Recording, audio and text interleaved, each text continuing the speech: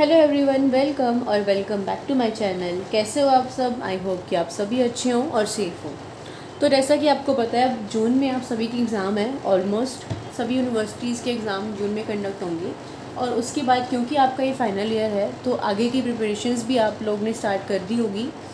कोई एमसीए करेगा, कोई एमएससी करेगा या फिर कोई एक ईयर ड्रॉप करके कोचिंग भी लोगे आप। तो उसके अकॉर्डिंग अपनी प्रिपरेशन, अब जो आपके मैथ है, अगर मैं मैथ्स की बात करूँ, फाइनल ईयर में 3 मैथ्स हैं, डायनामिक, ये आपका लीनियर अलजेब्रा और रियल एंड कॉम्प्लेक्स एनालिसिस।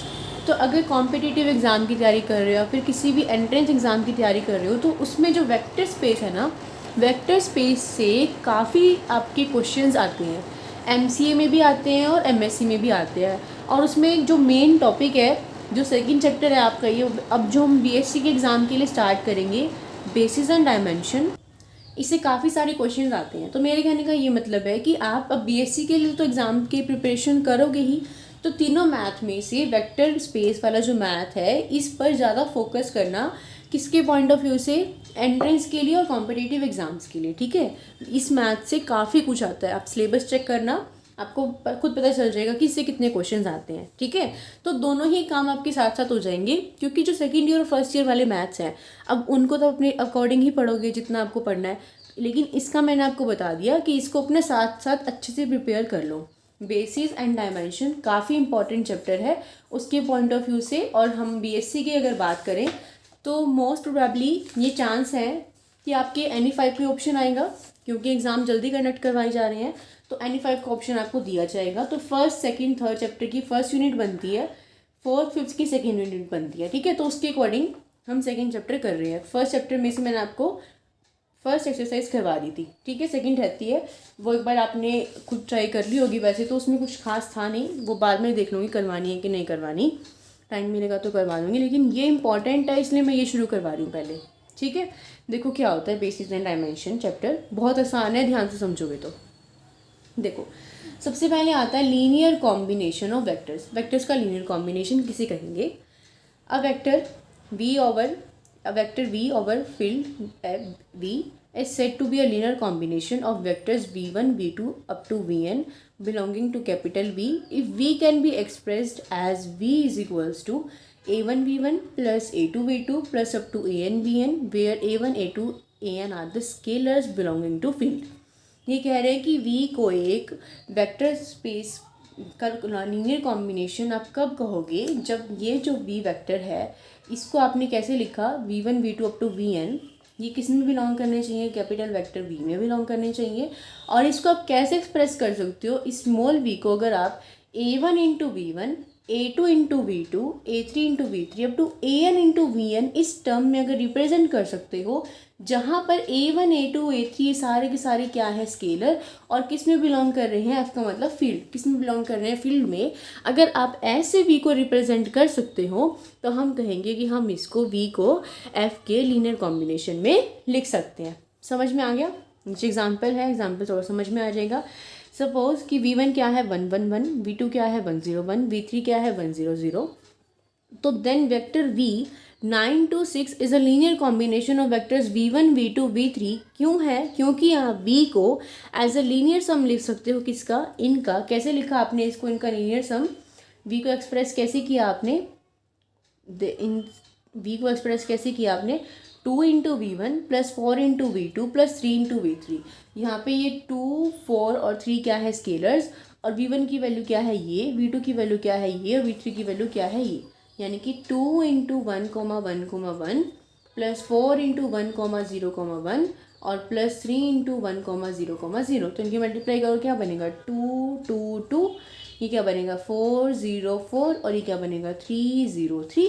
तो देखो 4 प्लस 2 6 प्लस 3 9, 9 आ गया। 2 प्लस 0 2 प्लस 0 प्लस 0 यानी कि 2 आ गया। यहाँ पे 2 प्लस 4 और ये क्या है? 0, तो 6 बन गया ना। तो देखो आपने v को किस तरह से रिप्रेजेंट किया? 2 into we one plus 4 into we two plus 3 into v three, जहाँ पे 2 4 और 3 क्या है? स्केलर्स। तो v को आपने इसके लीनियर कॉम्बिनेशन में रिप्रेजेंट कर दिया। ठीक है, समझ में आ गया? उसके बाद क्या है? जीरो वेक्टर ये यहाँ पे डार्क ज़ीरो का मतलब है ज़ीरो वेक्टर है और सिंपल ज़ीरो आपकी ज़ीरो, तो यहाँ पे वेक्टर को रिप्रेजेंट कर रहा है। Zero vector is the linear combination of any finite number of vectors, क्योंकि देखो ज़ीरो है तो ये ज़ीरो वेक्टर है, इसको आप जीरो इंटू वी1 लिख लो प्लस जीरो इंटू वी2 लिख लो, रहेगा तो ज़ीरो ही। तो इसी वजह से हम ज़ीरो को कितने भी फाइनाइट नंबर ऑफ वेक्टर्स के लीनियर कॉम्बिनेशन में लिख सकते हैं, किसको, ज़ीरो वेक्टर को। समझ में आ गया? ये थी आपकी लीनियर कॉम्बिनेशन की डेफिनेशन। उसके बाद जो आता है linear dependence and linear independence, इससे एक क्वेश्चन पक्का आता है एंट्रेंस एग्जाम में, क्योंकि ये बिल्कुल आसान सा टॉपिक है। आपको बस ये बताना होता है कि show that these vectors are linearly dependent और लीनियरली नॉन डिपेंडेंट, और या फिर अगर हैं तो ABC की वैल्यू निकालो। बस बहुत आसान होता है। देखो क्या होता है, डेफिनेशन क्या है, late V over F be a vector space. A set of vectors v1, v2 up to vn which belongs to capital V is said to be linearly dependent over F if there exist scalars a1, a2 up to an belonging to F, not all zero, such that a1 v1 plus a2 v2 plus up to an vn is equals to 0। देखो क्या कह रही है, V एक vector space है over field F। आपने vectors का set ले लिया small v1 v2 up to vn, जो किस में से बिलोंग कर रहा है, वेक्टर्स के सेट में से V में से बिलोंग कर रहा है। इसको आप लीनियरली डिपेंडेंट कब कहोगे F पे, अगर इस तरह से स्केलर एग्जिस्ट हो जाए a1 a2 up to an, जो किस में से बिलोंग करें, F में से। ध्यान रखना स्केलर्स हमेशा फील्ड में से बिलोंग करते हैं और वेक्टर्स हमेशा इसमें से बिलोंग करते हैं, वेक्टर स्पेस में से। ठीक है, तो ये बिलोंग करेंगे किस में से, फील्ड में से बिलोंग करेंगे, लेकिन सारे ज़ीरो नहीं होने चाहिए। बस ये बात ध्यान रखना, सारे ज़ीरो नहीं होने चाहिए, हाँ कुछ जीरो हो सकते हैं। तो अगर इसमें से कुछ ज़ीरो है कुछ नॉन ज़ीरो है, सारे ज़ीरो नहीं होने चाहिए। और फिर a1 v1 plus a2 v2 plus a3 v3 plus an vn अगर आप ये करते हो और वो किसके इक्वल आ जाए, ज़ीरो के इक्वल आ जाए, ज़ीरो वेक्टर, यहाँ डार्क ज़ीरो का मतलब क्या है, ज़ीरो वेक्टर की इक्वल आ जाए, तो इसका मतलब जो v है वो क्या है आपका, लीनियरली डिपेंडेंट। क्या है, लीनियरली डिपेंडेंट। एग्जाम्पल से समझ में आ जाएगा, बट पहले डेफिनेशन समझ लो। क्या कहा मैंने कि V अगर एक वेक्टर स्पेस है ओवर फील्ड F, तो v1 v2 up to vn जो V से बिलोंग कर रहे हैं, इसको आप लीनियरली डिपेंडेंट कहोगे अगर ऐसे स्केलर एग्जिस्ट कर जाएं a1 a2 up to an जिसमें सारे ज़ीरो ना हो, और a1 v1 यानी कि ये स्केलर हो गया, फील्ड के एलिमेंट स्केलर हो गए, वेक्टर के एलिमेंट वेक्टर हो गए, स्केलर और वेक्टर की मल्टीप्लिकेशन प्लस स्केलर और वेक्टर की मल्टीप्लिकेशन किसकी इक्वल आएगी, ज़ीरो वेक्टर की इक्वल आएगी, और यू कैन सिंपली से ज़ीरो के इक्वल आएगी। तो अगर ऐसा है तो क्या होगा, लीनियर डिपेंडेंट। यहाँ पे लिखा हुआ है कि if v1 v2 vn are not linearly dependent then they are called linearly independent. अगर ये लीनियरली डिपेंडेंट ना हो तो क्या कहेंगे, लीनियरली इंडिपेंडेंट। अब आगे किसकी डेफिनेशन आ गई, लीनियरली इंडिपेंडेंट की। तो उसकी क्या डेफिनेशन है, देखो, late V over F be a vector space, a set of vector this is said to be linearly independent if a1 v1 plus a2 v2 plus an vn is equals to zero. और यहाँ पे condition क्या है कि यहाँ तो ये क्या थे, ये सारे के सारे स्केलर ज़ीरो नहीं थे, हमने कहा था नॉट ऑल ज़ीरो, मतलब कुछ जीरो हो सकते हैं कुछ नॉन ज़ीरो हो सकते हैं। बट यहाँ क्या कंडीशन है, अगर सारे के सारे स्केलर ज़ीरो हो जाए तो जो वेक्टर स्पेस होगा वो क्या होगा, लीनियरली इंडिपेंडेंट। क्या होगा, इंडिपेंडेंट। अगर सारे ज़ीरो नहीं है तो लीनियरली डिपेंडेंट, और अगर सारे ज़ीरो हैं तो लीनियरली इंडिपेंडेंट। समझ में आया? एग्जाम्पल से समझाती हूँ भी, देखो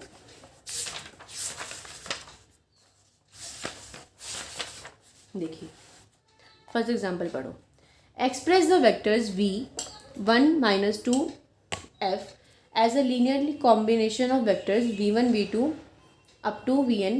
यहाँ पे ये लीनियर कॉम्बिनेशन का आ गई, तो रुको, देखो ये रहा, देखो, show that set of three vectors this and this of v3 over q क्या है, फील्ड है, is linearly independent where q is the field of rational numbers। क्या शो करना है कि ये तीनों क्या है, लीनियरली इंडिपेंडेंट है। हमने मान लिया कि ये तो क्या है u, ये मान लिया वेक्टर v है, ये क्या मान लिया क्या है, वेक्टर w है। ठीक है, मान लिया, और सपोज कर लिया कि au plus b v plus c डब्ल्यू किसके इक्वल है, ज़ीरो के इक्वल है, जहाँ पे ए बी सी क्या है, स्केलर्स हैं, और ये किससे बिलोंग करते हैं, क्योंकि यहाँ स्केलर की जगह आपको फील्ड दे रखी है, हम वहाँ पे एफ से मानते थे ना, तो यहाँ पे फील्ड क्या दे रखी है, क्यू से, किससे बिलोंग कर रहे हैं, क्यू से बिलोंग कर रहे हैं। अब डेफिनेशन के अकॉर्डिंग क्या था कि स्केलर की मल्टीप्लाई वेक्टर से, यहाँ पे a क्या है स्केलर, उसकी मल्टीप्लाई u क्या है वेक्टर, इसके साथ a into u plus b into v plus c into डब्ल्यू किसके इक्वल आना चाहिए, जीरो के इक्वल आना चाहिए। हमें शो करना है ना कि लीनियरली इंडिपेंडेंट है। तो लीनियरली इंडिपेंडेंट का मतलब क्या था, देखो हमने पढ़ा लीनियरली डिपेंडेंट, उसमें था नॉट ऑल जीरो, और लीनियरली इंडिपेंडेंट में क्या था, जब स्केलर क्या हो जाए जीरो। तो यहाँ पे स्केलर कौन है, ए बी सी, यानी कि अगर ए बी सी तीनों जीरो के इक्वल आ जाए तो प्रूव हो जाएगा ना कि लीनियरली इंडिपेंडेंट है। तो हम वही कर रहे हैं, A into this plus B into this plus C into this equal to zero. अंदर मल्टीप्लाई कर दो, ए बनेगा, यहाँ से 2a बनेगा, यहाँ से 0 बनेगा, यहाँ से 0 बनेगा, यहाँ से 3b बनेगा, यहाँ से 1 बनेगा, यहाँ से माइनस सी, यहाँ से 0 और c। तो इनको ऐड करो, क्या बनेगा, a प्लस बी तो खत्म हो जाएगा 0 और माइनस सी। तो पहला क्या बना, a माइनस सी। यहाँ से 2a प्लस 3b और c क्या बन जाएगा 0, यानी कि 2a प्लस 3b। यहाँ से a खत्म हो जाएगा, b plus c equal to 0। तो a minus C equal to 0, ये 2a plus 3b equal to 0 और b plus C equal to 0। तो इन दोनों इक्वेशन से देखो, इनको अगर आप ऐड करोगे तो क्या बनेगा, ये देखो a minus C equal to 0 और b plus C equal to 0, इनको अगर आप ऐड करोगे तो a plus B equal to 0 बनेगा। ठीक है, तो यहाँ से a plus B equal to 0 बन गया।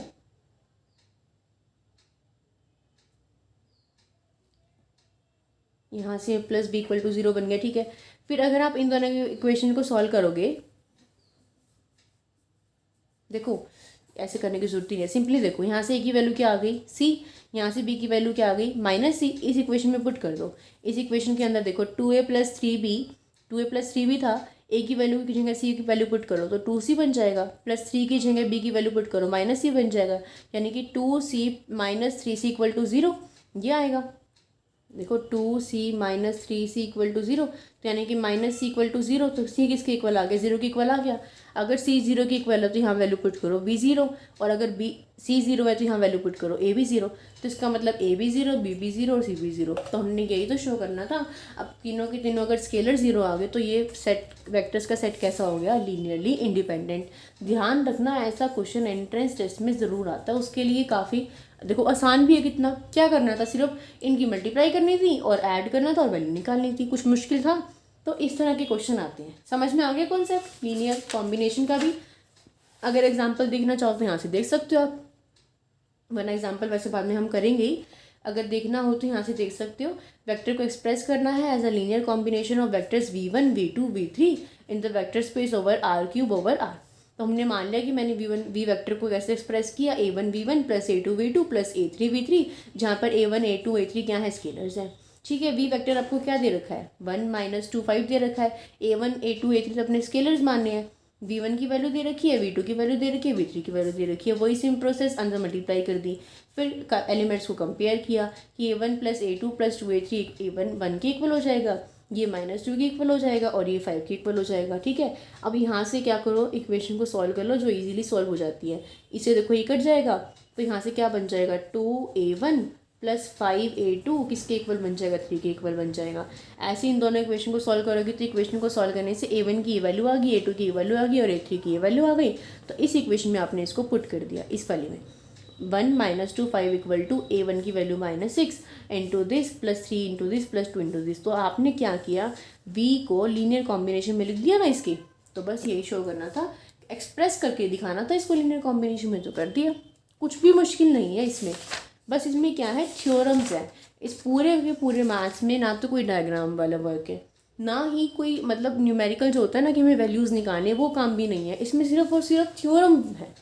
ठीक है, उसके बाद देखो यहाँ पे रिमार्क दे रखा है, रिमार्क पढ़ लेते हैं।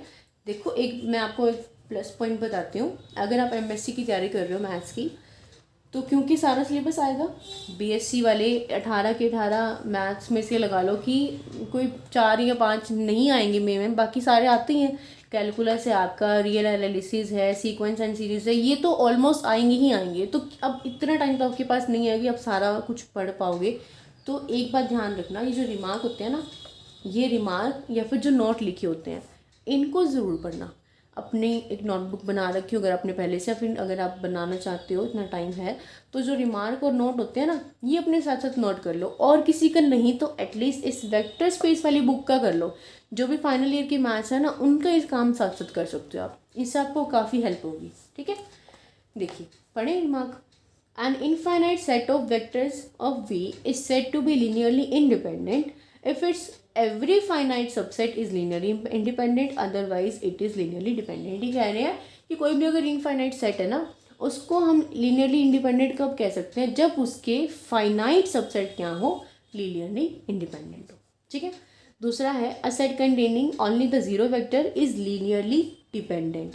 टू शो दैट, ये कह रहे हैं कि अगर किसी सेट में सिर्फ और सिर्फ जीरो वेक्टर है तो आप उसको लीनियरली डिपेंडेंट कहोगे, कहेंगे ही, क्योंकि देखो जीरो है तो जीरो का आप किसी के भी सम में लिख सकते हो ना, A1 into zero plus A2 into zero plus A3 into zero लिख लो, तो वो क्या होगा, सारे के सारे स्केलर क्या होंगे, वहाँ पे जीरो होंगे। तो बस यहाँ पे इन्होंने ये लिख रखा है, to show that only singleton set यहाँ पे क्या है, जीरो है, is linearly independent, show that कि A into zero is equal to zero for any scalar. यहाँ पे कोई भी स्केलर है वो अगर नॉन जीरो भी है तो भी A इंटू जीरो तो जीरो ही आएगा ना, तो इसी वजह से क्या रहेगा, ये लीनियरली डिपेंडेंट रहेगा। उसके बाद a singleton set consisting of a non zero vector is always linearly independent. ये कह रहे हैं कि अगर कोई सिंगलटन सेट है, मान लो कि U है और वो जीरो नहीं है, नॉन जीरो है, तो हमने मान लिया कि U ले लिया, वो नॉन जीरो है, तो टू शो दैट कि ये जो U है वो लीनियरली इंडिपेंडेंट है, not that the equation AU is equals to zero. अब देखो AU इक्वल टू ज़ीरो है, U हम कह रहे हैं कि U तो ज़ीरो है नहीं। अब क्योंकि AU किसके इक्वल है, ज़ीरो के इक्वल है, AU इक्वल टू ज़ीरो है, क्योंकि यहाँ पे आप इसको लीनियर कॉम्बिनेशन में लिखोगे तो AU इक्वल टू ज़ीरो तो बनेगा, लेकिन ये आप कह रहे हो कि U क्या है, नॉन ज़ीरो है, तो किसको ज़ीरो होना पड़ेगा, A को ज़ीरो होना पड़ेगा। अब अगर A ज़ीरो हो गया, A अगर ज़ीरो हो गया तो स्केलर क्या होगा, ज़ीरो, अगर स्केलर ज़ीरो हो गया तो ये कैसा हो गया, लीनियरली इंडिपेंडेंट। तो बस ये ध्यान रखना, अगर सिंगलटन सेट है वो नॉन जीरो वेक्टर नहीं है तो वो कैसा होगा, लीनियरली इंडिपेंडेंट होगा। और अगर ये सिर्फ और सिर्फ आपका क्या है, जीरो वेक्टर है, एक सेट में अगर सिर्फ और सिर्फ जीरो वेक्टर है तो वो कैसा होगा, लीनियरली डिपेंडेंट। ठीक है। उसके बाद दे रखा है method to determine if S is linearly dependent और लीनियरली इंडिपेंडेंट। वो हमने एग्जांपल में देखा भी, सेम वही मेथड दे रखा है। अगर आपने ये देखना है कि ये लीनियरली डिपेंडेंट या इंडिपेंडेंट है तो एक फॉर्म क्या करो, इक्वेशन बना लो, A1 into V1 plus A2 into V2 plus A3 into V3 up to Vn into Vn, इसके इक्वल होगी, जीरो की इक्वल होगी, which lets to a homogeneous system of equation. फिर सेकंड क्या है, if the system of equation obtained in the first step has only the trivial solution, it means सारे के सारे अगर जीरो के इक्वल आ जाते हैं, अगर नहीं सारे के सारे अगर जीरो है तो क्या हो जाएगा, linearly independent, and if it has a non trivial solution then the set is called linearly dependent. ठीक है, ठीक है, ध्यान रखना, जब सारे जीरो होते हैं तो लीनियरली इंडिपेंडेंट होता है, और जब नॉन जीरो होते हैं तो वो कैसा होता है, लीनियरली डिपेंडेंट होता है। यहाँ पे लिख रखा है, देखो इससे याद रखना, जब सारे जीरो होते हैं तो लीनियरली इंडिपेंडेंट, कंफ्यूज मत होना इसमें। अब देखो कुछ रिजल्ट हैं लीनियर डिपेंडेंट पे और नॉन इंडिपेंडेंट पे, कुछ रिजल्ट्स हैं वो देख लेते हैं। पहले सेकंड वाला देख लो, every super set of a linearly dependent set of vectors is linearly dependent. ये कह रहे हैं कि लीनियरली डिपेंडेंट का जो सुपर सेट होगा ना, हर एक सुपर सेट वो भी क्या होगा, लीनियरली डिपेंडेंट। तो सुपर सेट मानना पड़ेगा एक, हमने मान लिया कि S1 एक सेट है V1 V2 up to VR, ये लीनियरली डिपेंडेंट सेट है वेक्टर्स का, और S2 जो है वो V1 V2 up to Vn तक है, जहाँ पे n क्या है, R से बड़ा है, और ये S2 क्या है, S1 का सुपर सेट है, और S1 क्या है, लीनियरली डिपेंडेंट, क्योंकि इन्होंने ये कहा था ना कि every super set of linearly dependent set of vectors is linearly dependent. तो मुझे क्या शो करना है कि ये जो सेट मैंने मानना है, ये जो मैंने सुपर सेट मानना है, इस सेट का जो कि लीनियरली डिपेंडेंट है, ये भी क्या होगा, लीनियरली डिपेंडेंट होगा। तो देखो, क्योंकि S1 एक लीनियर डिपेंडेंट सेट है तो उसके लिए स्केलर एग्जिस्ट करेंगे A1 A2 up to AR, लेकिन सारे के सारे जीरो नहीं होंगे, क्यों, क्योंकि डिपेंडेंट की बात हुई है ना। तो मैं इसको लिख सकती हूँ कि A1 V1 plus A2 V2 up to AN AR VR। देखो हम S1 के लिए लिख रहे हैं ना, तो क्योंकि इसका लास्ट एलिमेंट VR है तो AR VR लिखेंगे, किसके इक्वल होगा, जीरो के इक्वल होगा। देखो अब क्योंकि ये सारा का सारा जीरो के इक्वल है, तो ज़ीरो को अगर आप सिंपली ऐसे लिखो, ज़ीरो इंटू, अगर ज़ीरो के साथ किसी की मल्टीप्लाई भी कर दो, AR प्लस 1 लिख दो, या फिर ज़ीरो के साथ कुछ भी लिख दो, तो रहेगा तो वो ज़ीरो ही ना। तो हमने इस चीज़ को प्रूव करने के लिए क्या लिखा, ये तो हमारे पास टर्म थी, इसके अंदर मैंने ना क्या ऐड कर दिया, AR plus 1 into VR plus 1, AR to A के अंदर ऐड कर दिया हमने टर्म्स को, आर तक तो थी यहाँ पे, r+1 कर दिया, वी के अंदर भी आर तक तो थी, वी r+1 कर दिया, फिर अगली टर्म क्या होगी AR+2 VR+2, अब तो इसको हम कहाँ तक ले गए, AN × VN तक ले गए। ये सारा तो ज़ीरो था ही, है ना, ये देखो ये सारा तो ज़ीरो था ही, और इसमें भी ये सारा का सारा क्या है, ये सारी टर्म्स क्या है, ज़ीरो है। देखो ये इसका मतलब सिंपली मैंने इसके अंदर ना ये ज़ीरो ऐड कर रखा और कुछ भी नहीं, बस मैंने ज़ीरो को क्या लिख दिया, AR+1 लिख दिया, ज़ीरो को मैंने क्या लिख दिया, AR+1 लिख दिया। वी तो क्या है आपके वेक्टर के एलिमेंट है, VR+1, VR+1 ज़ीरो नहीं है, मैंने क्या लिखा है, 0 × VR+1, 0 × VR2+2, 0 × VR3+3 up to 0 × VN। तो इसका मतलब AR+1 सिंपली क्या है, ज़ीरो है, AR2+2 भी क्या है, ज़ीरो, अप टू AN तक क्या है, ज़ीरो। लेकिन ज़रा यहाँ देखो, यहाँ पे इन सब का सम तो ज़ीरो है, इन सब का सम तो ज़ीरो है, लेकिन आप ये तो नहीं कह सकते ना कि A1 भी ज़ीरो है, A2 भी ज़ीरो है और A3 भी ज़ीरो और अप टू AR तक भी ज़ीरो है। ऐसा तो कहीं भी किसी भी चीज़ से आप नहीं बोल सकते ये चीज़ तो, हाँ इनका सम ज़ीरो है, लेकिन ये तो नहीं पता ना कि ये सारे ज़ीरो हैं। तो यहाँ से मुझे क्या मिला, यहाँ से मुझे ये मिला कि इस कॉम्बिनेशन के ये वाले एलिमेंट का तो सम ज़ीरो था और ये वाले एलिमेंट ज़ीरो थे। इसका मतलब इसमें कुछ तो ज़ीरो एलिमेंट्स हो गए और कुछ नॉन ज़ीरो एलिमेंट्स हो गए। तो इसका मतलब ये combination A1 V1 up to AN VN किसके इक्वल है, ज़ीरो के इक्वल है, और इसमें कुछ ज़ीरो और नॉन ज़ीरो है। तो यहाँ से मैं लिख सकती हूँ ना कि V1 V2 up to VN किसके इक्वल है, ज़ीरो के इक्वल है, जहाँ पर A1 A2 AN सारे ज़ीरो नहीं है, नॉट ऑल ज़ीरो है।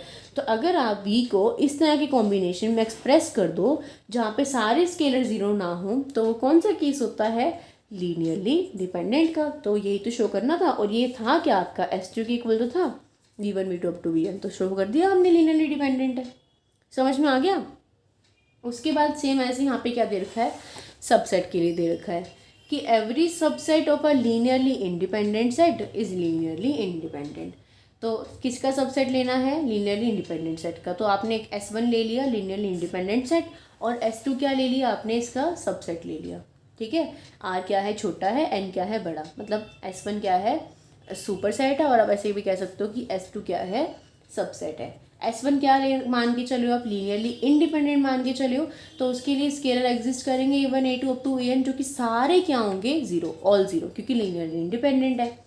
तो इसका मतलब A1 V1 plus up to A2 V2 plus up to AN VN किसके इक्वल होगा, ज़ीरो के इक्वल होगा, क्योंकि R क्या है, N से छोटा है। तो हर एक रिलेशन को देखो, क्योंकि N से पहले कहीं R आ जाएगा, जैसे इसमें हमने R के बाद ऐड किया तो N बना, यहाँ पे N से पहले कहीं R आ जाएगा।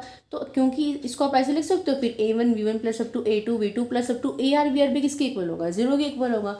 तो सिंपली सीधी सी बात है, आपने A1 V1 plus up to AR VR को ज़ीरो के इक्वल लिख दिया। तो यहाँ से आप क्या लिख सकते हो कि V1 V2 up to VR क्या है, ज़ीरो के इक्वल है, यानी कि V को आपने इसके लीनियर कॉम्बिनेशन में एक्सप्रेस किया, वो सारा के सारा किसके इक्वल है, ज़ीरो के इक्वल है, और ये था किसके इक्वल, S2 के इक्वल था।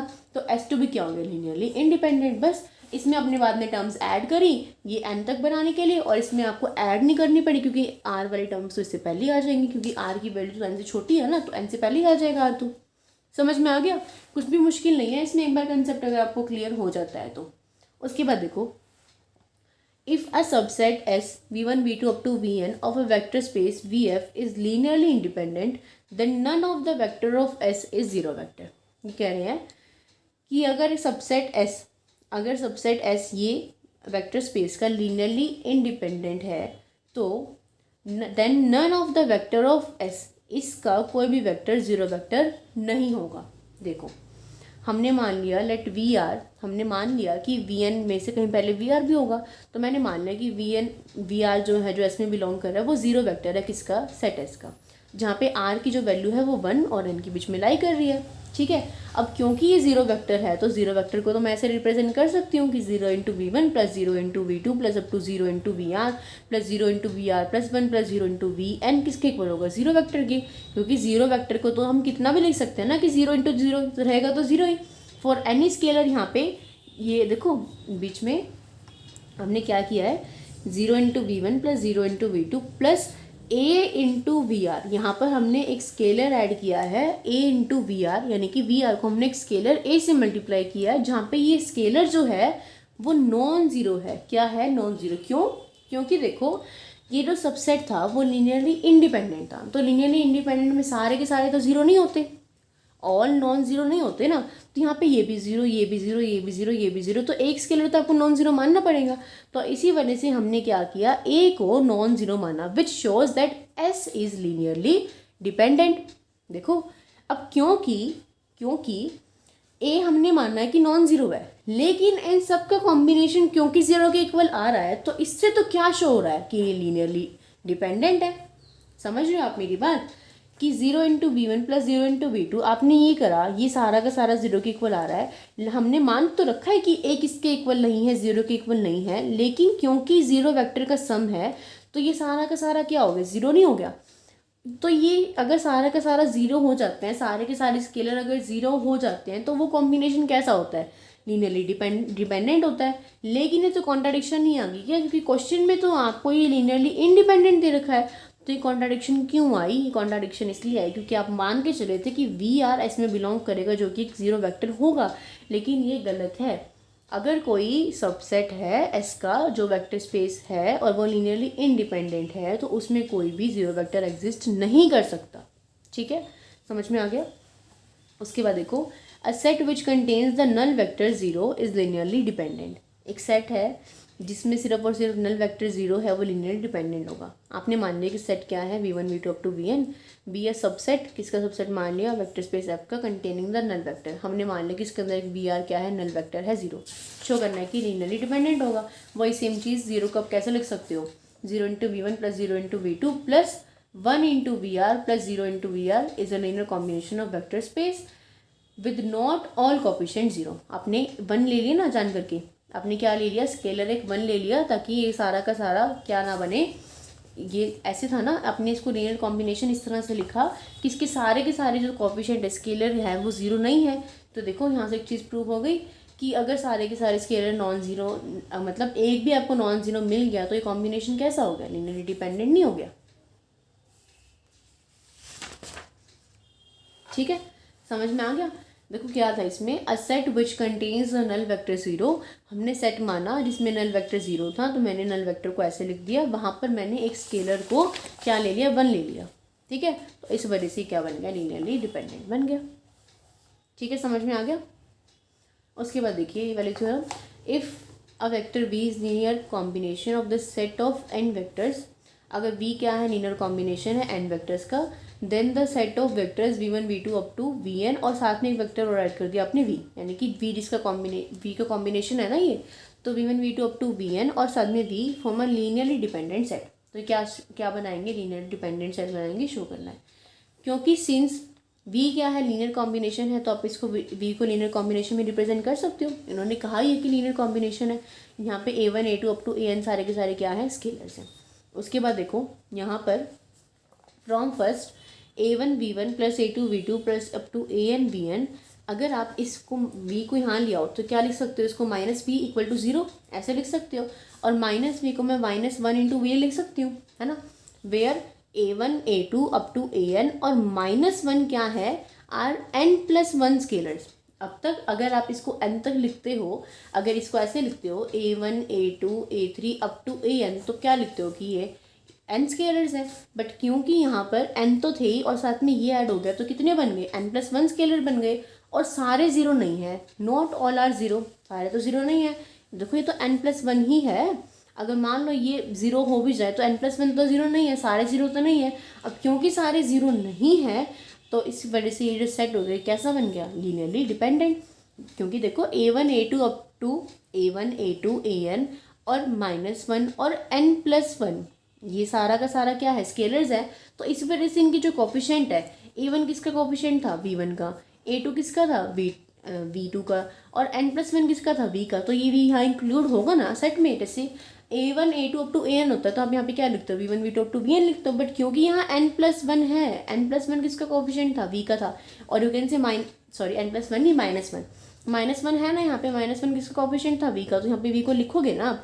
तो इसी वजह से क्योंकि V का कोफिशिएंट -1 है, तो -1 तो ज़ीरो नहीं है ना, तो इसी वजह से सारे के सारे ज़ीरो तो नहीं बने, तो ये n+1 स्केलर्स बन गए, और ये सारे के सारे ज़ीरो नहीं है, तो इसलिए ये सेट क्या हो गया, लीनियरली डिपेंडेंट। समझ में आ गया। देखिए उसके बाद, इसके बाद ये दोनों थ्योरम्स है, आसान है वैसे तो दोनों, बस ये दो ही रह गई।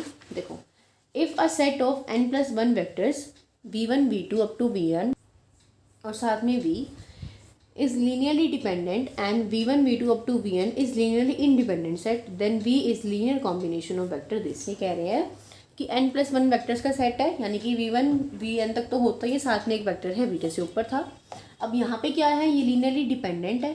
ऊपर क्या था, v लीनियर कॉम्बिनेशन था n वेक्टर्स का, तो ये शो करना था कि लीनियरली डिपेंडेंट है। यहाँ दे रखा है ऑलरेडी, जहाँ n+1 वेक्टर्स का सम आपको लीनियरली डिपेंडेंट दे रखा है और v1 v2 up to vn linearly independent दे रखे हैं। तो शो क्या करना है, शो करना है कि then v is a linear combination of this, यानी कि v को आपको इनका लीनियर कॉम्बिनेशन लिख के दिखाना है। देखो उन्होंने कहा कि लीनियरली इंडिपेंडेंट है, v1 v2 up to vn up to v linearly independent है। तो इंडिपेंडेंट की डेफिनेशन लगा दो कि इनके लिए स्केलर एग्जिस्ट करेंगे जो सारे के सारे जीरो नहीं होंगे, a1 v1 plus a2 v2 up to a कोई मान लिया हमने जिसके साथ v की मल्टीप्लिकेशन है किसके इक्वल होगा, जीरो के इक्वल होगा, क्योंकि लीनियरली डिपेंडेंट है तो सारे जीरो नहीं।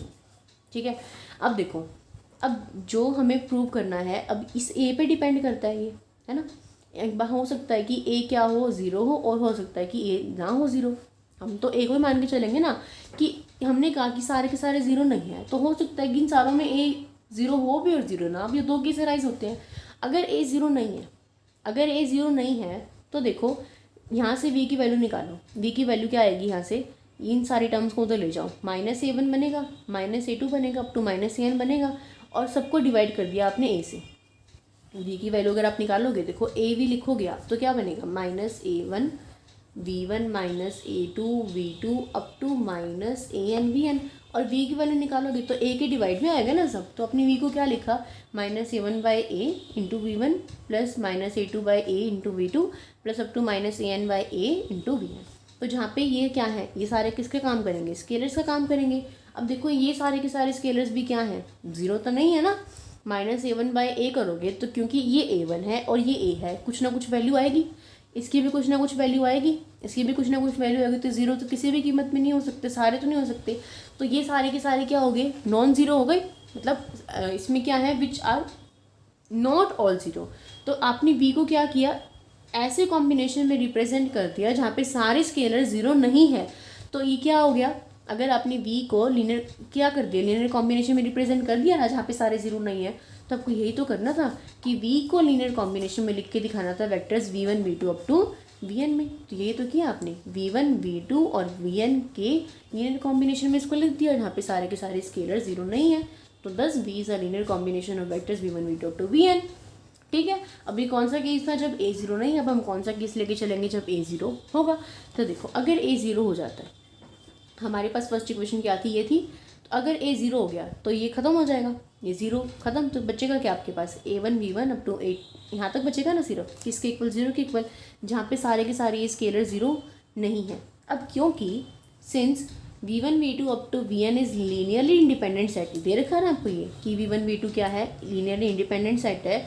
तो इससे हमारे पास क्या होगा, क्योंकि ये लीनियरली इंडिपेंडेंट है, देखो अगर लीनियरली इंडिपेंडेंट है तो ये सारे के सारे a1 a2 an ज़ीरो के इक्वल होंगे। लीनियरली इंडिपेंडेंट की तो डेफिनेशन ही यही है कि सारे स्केलर ज़ीरो के इक्वल होंगे। ऊपर तो हमने डेफिनेशन का यूज़ किया ही नहीं, ऊपर तो हमने सिर्फ इसका यूज़ किया था, जस्ट अ मिनट, देखो ऊपर हमने इसका यूज़ किया था कि v1 v2 up to vn और v लीनियरली डिपेंडेंट है, और साथ में दे रखा है ना कि v1 v2 up to vn linearly independent है। तो ऊपर वाले केस में तो हमने इस चीज़ का यूज़ किया ही नहीं, अब हम इस चीज़ का यूज़ कर रहे हैं। क्वेश्चन में गिवन है कि v1 v2 up to vn linearly independent है। लीनियरली इंडिपेंडेंट का मतलब क्या है कि स्केलर के सारे क्या होंगे, ज़ीरो होंगे। तो इसके स्केलर क्या बनेंगे, a1 a2 up to an। यहाँ देखो a1 भी ज़ीरो, a2 भी ज़ीरो, an भी ज़ीरो। लेकिन यहाँ हमने कहा है कि सारे स्केलर ज़ीरो नहीं है, यहाँ हम कह रहे हैं कि सारे के सारे स्केलर ज़ीरो है। तो कॉन्ट्राडिक्शन आ गई ना कॉन्ट्राडिक्शन। तो ये कॉन्ट्राडिक्शन क्यों आई, क्योंकि मैं मान के चली थी कि a ज़ीरो है, तो इसका मतलब a ज़ीरो नहीं है। अगर a ज़ीरो नहीं है तो यही वाला केस बचेगा, और अगर ये वाला केस है तो आप v को v1 v2 up to vn के लीनियर कॉम्बिनेशन में लिख सकते हो ना। इस केस के अकॉर्डिंग तो नहीं लिख सकते, लेकिन ये तो गलत है, कॉन्ट्राडिक्शन है। तो इसका मतलब दोनों ही केस से क्या हुआ, हम v को रिप्रेजेंट कर पाए as a linear combination of vectors v1 v2 up to vn। समझ में आ गया। ठीक है।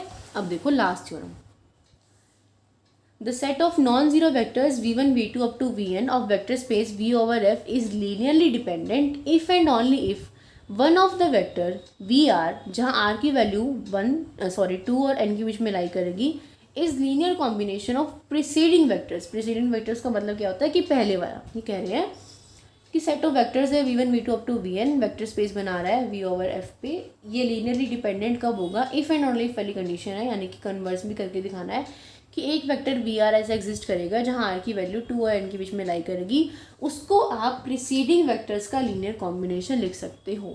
अगर इन लिख सकते हो लीनियर कॉम्बिनेशन तो लीनियरली डिपेंडेंट, और अगर ये लीनियरली डिपेंडेंट तो आप इसको लीनियर कॉम्बिनेशन लिख सकते हो, यानी कि दोनों करके दिखाएं। ठीक है, देखो let the set of vectors v1 v2 up to vn, हमने पहले माना कि ये लीनियरली डिपेंडेंट है, और अगर ये लीनियर डिपेंडेंट है तो हम शो करके दिखाएंगे। देखो अगर ये लीनियरली डिपेंडेंट है तो एग्जिस्ट करेंगे स्केलर्स जो सारे के सारे जीरो नहीं होंगे। ठीक है, तो a1 v1 plus up to a2 vn up to ये जीरो। देखो अब उन्होंने कहा कि क्या होगा, मान लो कि a1 ज़ीरो नहीं है, a2 ज़ीरो है, a3 ज़ीरो है। दो केस हो सकते हैं, क्या केस हो सकते हैं दो, देखो हो सकता है कि a1 ज़ीरो के इक्वल ना हो, ठीक है, और उसके बाद वाले क्या हो, सारे के सारे ज़ीरो, या फिर मान लो a1 ज़ीरो के इक्वल नहीं है, फिर a2 ज़ीरो के इक्वल है, फिर a3 ज़ीरो के इक्वल है, और फिर a4 ज़ीरो के इक्वल नहीं है, और a5 ज़ीरो के इक्वल है, a6 ज़ीरो के इक्वल है, यानी कि a4 के बाद सारे के सारे क्या है, ज़ीरो के इक्वल है। तो a4 क्या हो गया, लार्जेस्ट नंबर हो गया, लार्जेस्ट नंबर हो गया ना। यहाँ पे आपको क्या दिखाना है कि r क्या है, उसको आप प्रीसीडिंग वेक्टर्स के लीनियर कॉम्बिनेशन में लिख सकते हो। इसका क्या मतलब है, देखिए कि let r be the largest integer for which a are not equal to zero. r आपने सबसे बड़ा वो नंबर मान लिया कि जिसके लिए क्या है, r किसके इक्वल नहीं है, ज़ीरो के इक्वल नहीं है। जैसे कि यहाँ पे था, जैसे कि इस केस में मान लो कि 4 है, a4 है, a4 ज़ीरो के इक्वल नहीं है, लेकिन a4 के बाद वाले सारे के सारे क्या हैं, ज़ीरो के इक्वल है। तो यानी कि 4 क्या हो गया, सबसे लार्जेस्ट नंबर हो गया ना, 4 क्या हो गया, सबसे लार्जेस्ट नंबर हो गया। तो 4 के बाद वाले सारे के सारे नंबर तो ज़ीरो के इक्वल हो गए ना। तो इसलिए मैंने माना कि let R be the largest number, जिसके लिए ए आर तो ज़ीरो के इक्वल नहीं है, लेकिन आर के बाद वाले सारे के सारे नंबर ज़ीरो के इक्वल हैं। अब वही सेम बात यहाँ आती है, यहाँ दो केस राइज होते हैं। मान लो कि आर वन के इक्वल हो, जैसे कि मैंने आपको बताया कि A one not equal to zero और ए वन के बाद सारे के सारे इक्वल टू ज़ीरो।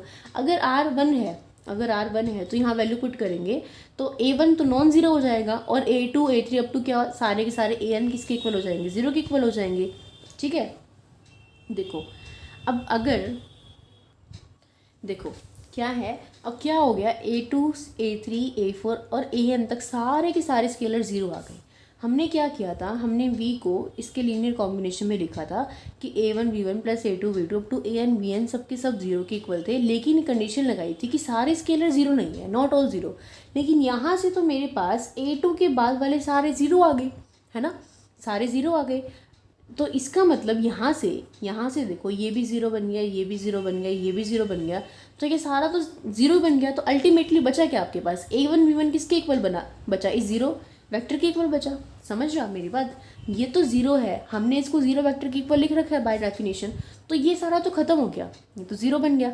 तो a1 v1 किसके इक्वल बचा, ज़ीरो वेक्टर के इक्वल बचा ना, जहाँ पर a1 तो ज़ीरो नहीं है। क्यों नहीं है a1 ज़ीरो, क्योंकि हमने कहा था कि सारे स्केलर ज़ीरो नहीं है, और ये सारे के सारे स्केलर तो ज़ीरो बच गए, तो बचा कौन स्केलर, सिर्फ और सिर्फ a1 बचा।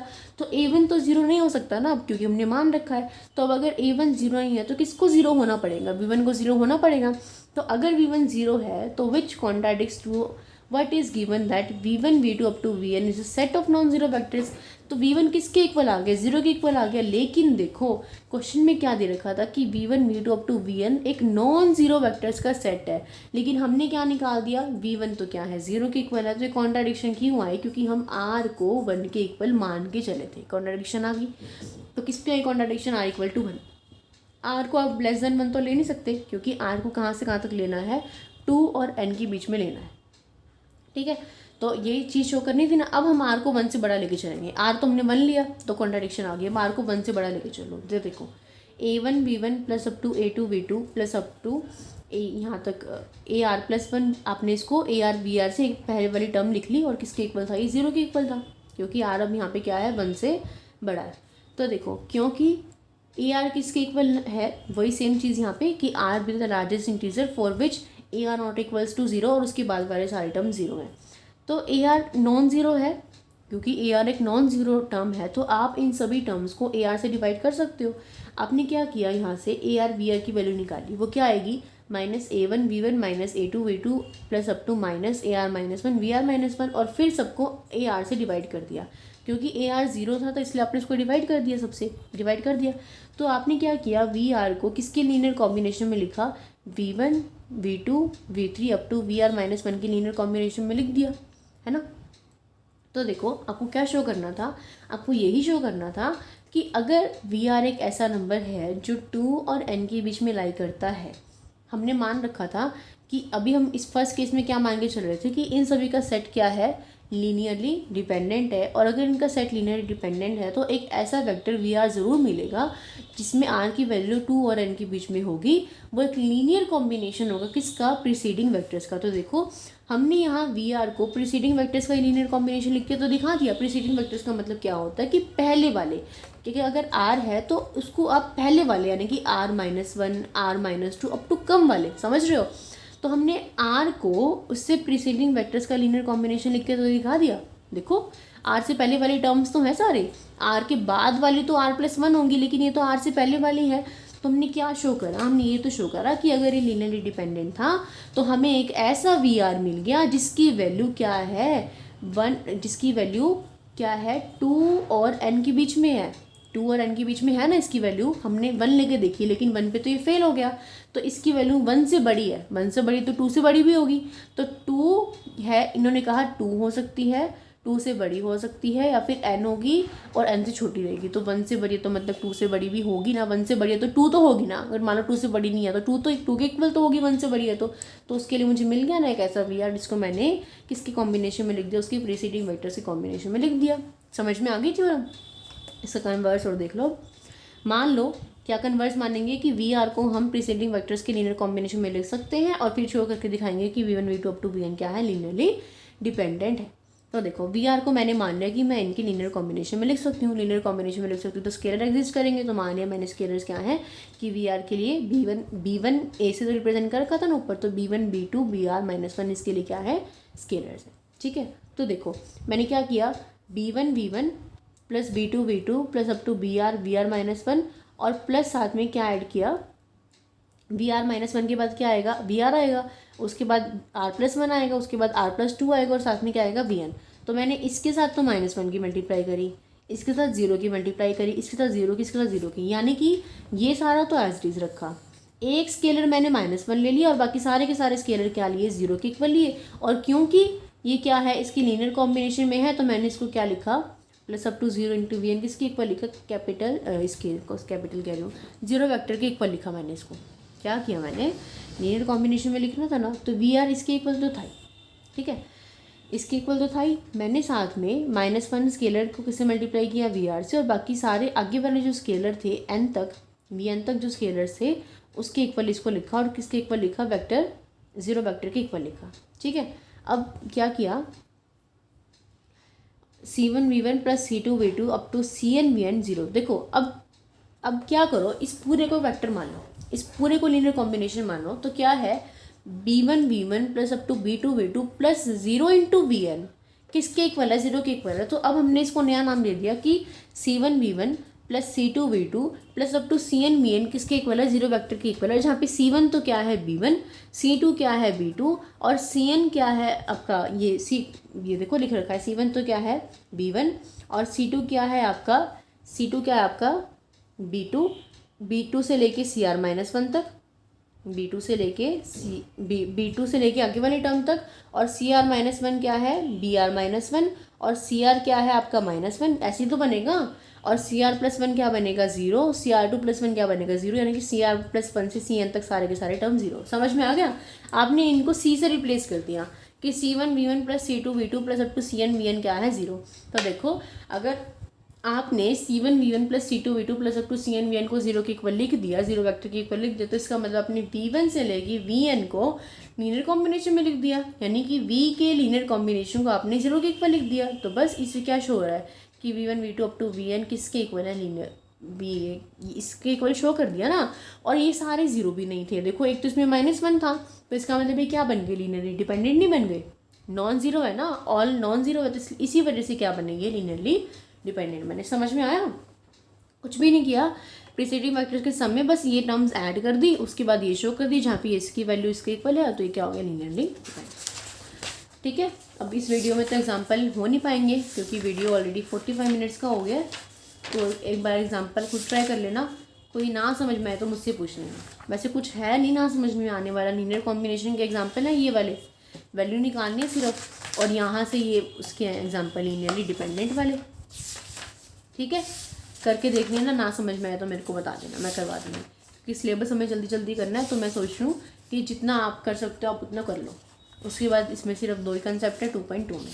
ठीक है, ओके, तो इतना कर लेना जितना करवाया है, कुछ ना समझ में आया हो तो पूछ लेना, और अगर समझ में आ गया हो तो प्लीज़ वीडियो को लाइक कर देना, शेयर कर देना सभी फ्रेंड्स के साथ, और अगर मेरे चैनल पर नए हो तो चैनल को सब्सक्राइब करके नोटिफिकेशन बेल को ऑल पे क्लिक कर देना।